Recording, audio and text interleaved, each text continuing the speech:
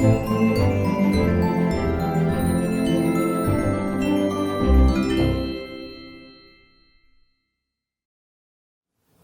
we are going to discuss multinationals and outsourcing.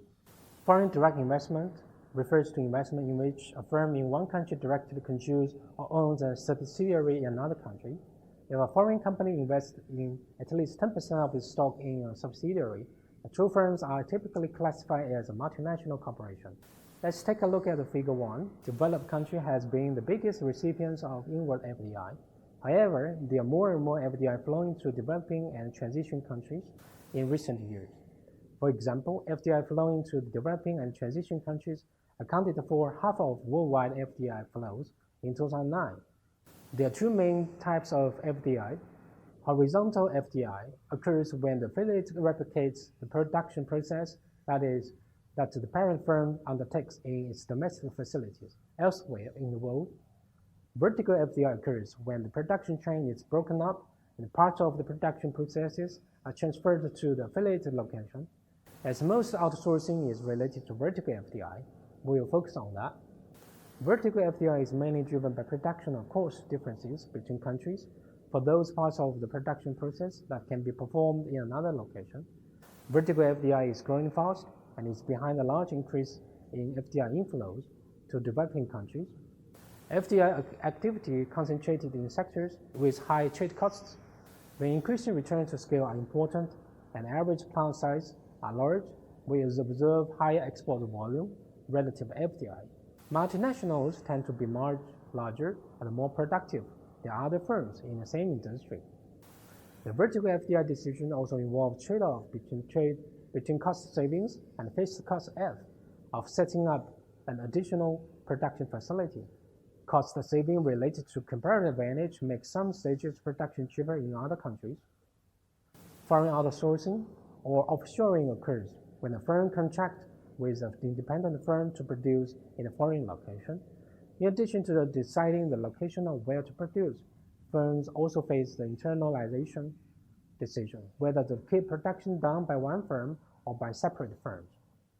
FDI should benefit the country involved for reasons similar to why international trade generates gains. Multinationals and firms that outsource take advantage of cost differences that favor moving production or parts thereof to particular locations. There are some debates concerning FDI and outsourcing. For example, large bilateral trade deficit between the United States and China, $305 billion in 2015, accounts for 50% of the overall U.S. trade deficit in goods and services, with the rest of the world prominently featured in the press and by politicians, often as a sign of unfair trade practices.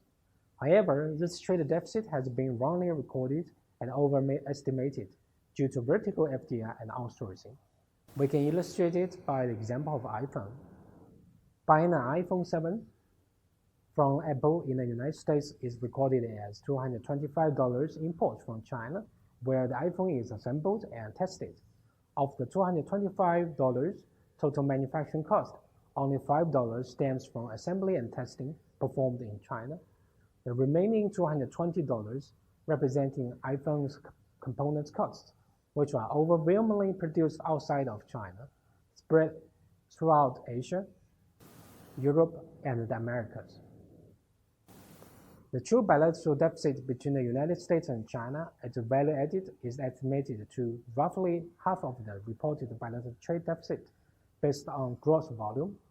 The trade deficit with Germany, Japan, and Korea are marginal, magnified when measured as value added because of those countries manufactured many of the components that are assembled in China and then imported as final goods into the United States.